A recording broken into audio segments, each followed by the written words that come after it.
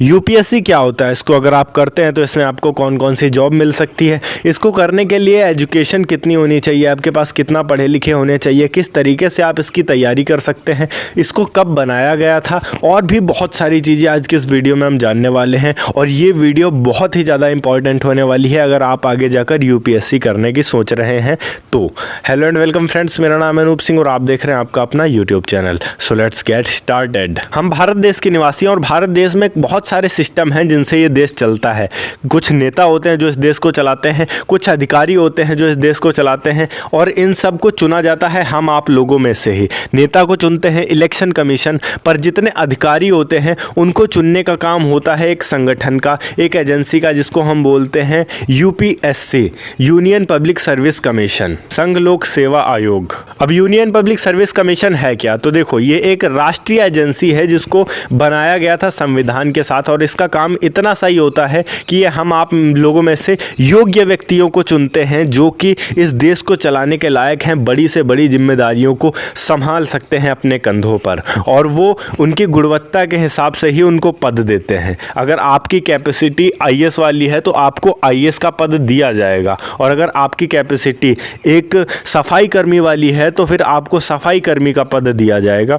ये व्यक्ति को उसके पद के हिसाब से आगे बढ़ाता है, प्रमोट करता है और उसके पद पर स्थापित करता है। अगर तुम यूपीएससी कर लेते हो तो तुमको कौन कौन सी नौकरी मिल सकती है, ये एक बहुत बड़ा सा सवाल आता है। तो सबसे पहले तो आपको मिलता है भारतीय प्रशासन, मतलब आपका ये जो आईएएस हो गया, ये जिला अधिकारी होता है, जो सबसे बड़ा पद होता है अधिकारियों में। अगर हम बात करें भारत की नौकरशाही का सबसे बड़ा पद आईएएस, जिसके अंडर में पूरा जिला काम करता है, ये आप बन सकते हो अगर आप इसमें अच्छे मार्क्स लेकर आते हो, यूपीएससी में टॉप बनते हो।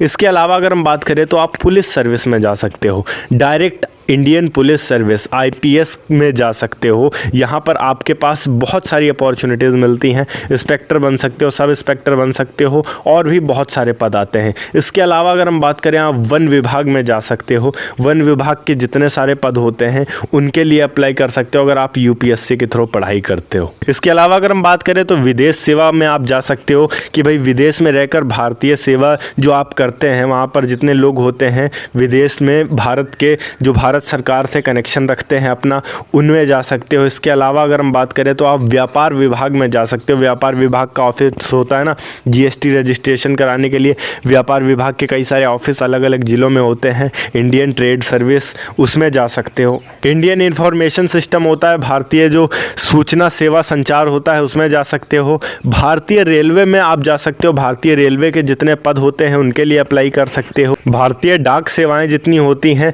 उनके लिए आप अप्लाई कर सकते हो, इंडियन पोस्टल सर्विसेज। इसके अलावा अगर हम बात करें तो नेशनल डिफेंस एकेडमी, एनडीए जिसको बोला जाता है, इसके थ्रू आप थल सेना, जल सेना या वायु सेना, Indian navy, Indian air force and Indian army, इनमें जा सकते हो। इनके ऊंचे ऊंचे पदों को प्राप्त कर सकते हो अगर आपने यूपीएससी में अच्छे मार्क्स गेन किए हैं तब। इंडियन रिवेन्यू सर्विस जो होता है, इंडियन इकोनॉमी को आपको मेंटेन करने के लिए वहाँ भी कई सारे आदमियों की ज़रूरत पड़ती है, आप उसमें अपना करियर बना सकते हो अगर आप यूपीएससी में अच्छे नंबर से आगे जाते हो, अच्छे नंबर्स पर टॉप करते हो तब। इसके अलावा और भी बहुत सारी सर्विसेज आपको इसके अंदर मिल जाती हैं। यहाँ पर अगर हम एज लिमिट की बात करें, आपकी उम्र कितनी होनी चाहिए, तो मिनिमम 21 साल होनी चाहिए, मैक्सिमम 32 साल होनी चाहिए, इससे ज़्यादा नहीं होनी चाहिए। अगर आप SC ST में आते हैं तो आपको 5 साल की छूट दी जाती है, आगे आप 37 साल की उम्र तक भी ट्राई कर सकते हैं। और अगर आप विकलांग हैं तो आपको 10 साल की छूट दी जाती है, मतलब आप 42 साल की उम्र तक भी ट्राई कर सकते हैं। इसमें अगर हम एग्ज़ाम की बात करें तो टोटल आपके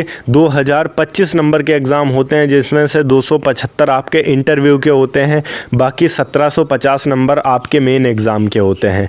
आपको इसमें से टोटल लेकर आने होते हैं 700 नंबर, तो आप पास होते हैं। और इसके अलावा अगर हम बात करें कि आपके 50% से ऊपर के नंबर आते हैं, फिर आप टॉप में जाने वाले हैं। पर यहाँ एक चीज़ का ध्यान रखिएगा, अगर आप इंटरव्यू में फेल हो जाते हैं तो आपको किसी भी टाइप की जॉब नहीं दी जाएगी, क्योंकि इंटरव्यू इंटरव्यू बहुत ही ज़्यादा महत्वपूर्ण होता है और इसीलिए यूपीएससी को इस देश की सबसे कठिन परीक्षाओं में से एक माना जाता है। अब यहाँ पर अगर आप ये चाहते हैं कि आप किस तरीके से यूपीएससी की तैयारी करें तो देखिए, मैं आपको ये सजेस्ट करूँगा कि आप 6th क्लास से 12th क्लास तक एनसीईआरटी पढ़िए और पूरा मन लगाकर पढ़िए। ये चीज़ का ध्यान दीजिएगा कि आप जो भी पढ़ रहे हैं उसको अच्छे से समझ कर पढ़ें, ना कि रट कर पढ़ें। अगर आप रट कर पढ़ते हैं तो आगे ये किसी भी काम नहीं आने वाला है, और अगर आप एक एक चीज़ को, कॉन्सेप्ट को समझ कर पढ़ते हैं तो आपके लिए यूपीएससी आसान होगा आगे जाकर।